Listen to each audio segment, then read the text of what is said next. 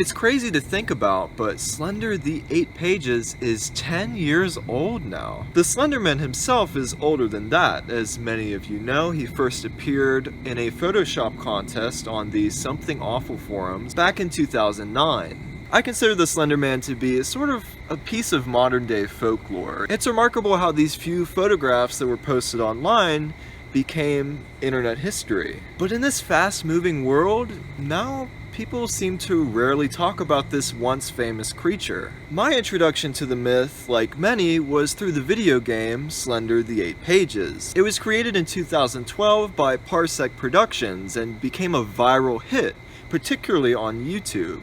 But now that the Slenderman sensation is in the past, does the game still hold up today? Hi, a page.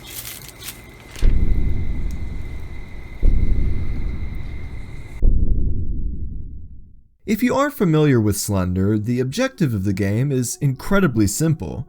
You turn your flashlight on in the woods one spooky night and are given the task to collect all 8 pages. That's it. Just one problem though, you aren't exactly alone in these woods. Now the game excels in atmosphere. Being placed in a dark forest in the middle of the night with only a flashlight and the knowledge that something might be behind you at any given moment is terrifying. The sound design is iconic, with the beating drum and droning ambience. It puts you on edge. The loud static from the camera as the Slenderman gets close to you is startling and almost scream-like. And that dreaded building. Having to creep around those corners with the possibility of the Slenderman being right there, it still makes me flinch. I think that Slender is at its best when you don't fully know how the game works yet, and the fear of the unknown is at full power.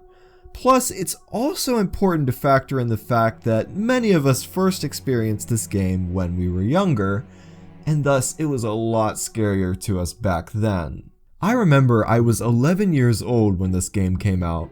One day a friend said to me, "Hey, watch me play this new scary game about a guy in a suit that chases you in the woods." And I watched as he traversed through the dark forest, and eventually the blank face of the Slenderman flashed on the screen. And I remember thinking during that day, "Oh, that was cool." And then came the night, and I lay awake in my bed, my imagination running. Yeah, I was scared of the Slenderman. But even today, I think the game is still initially quite unnerving because, as I mentioned already, it builds strong atmosphere and plays on very primal fears. But the more you play it and understand how it works, the less scared of it you become. And that leads us to the gameplay itself, which is frustrating. It's so hard to see with the flashlight, which, by the way, progressively gets dimmer as time goes on. This combined with so many duplicate tree assets, I find myself getting lost within a matter of seconds, just circling back to the same landmarks over and over again.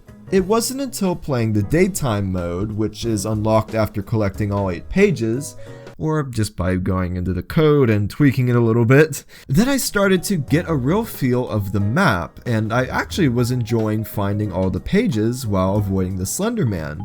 And it's here where you realize just how important the atmosphere really was to the experience.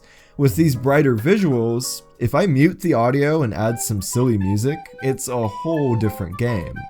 Though I must say, the Slenderman AI is pretty clever. I believe he actually teleports to specific spawn points near the player, so every now and then, he's able to make smart moves to block you from getting a page you need. On the other hand, if you take too long to find the next page, he seems to just flat out cheat by teleporting right next to you and insta-killing you, which is pretty unfair. So unfortunately, the replay value of this game is pretty low. I mean, honestly, if you had no nostalgic connection to this game, would you play it again?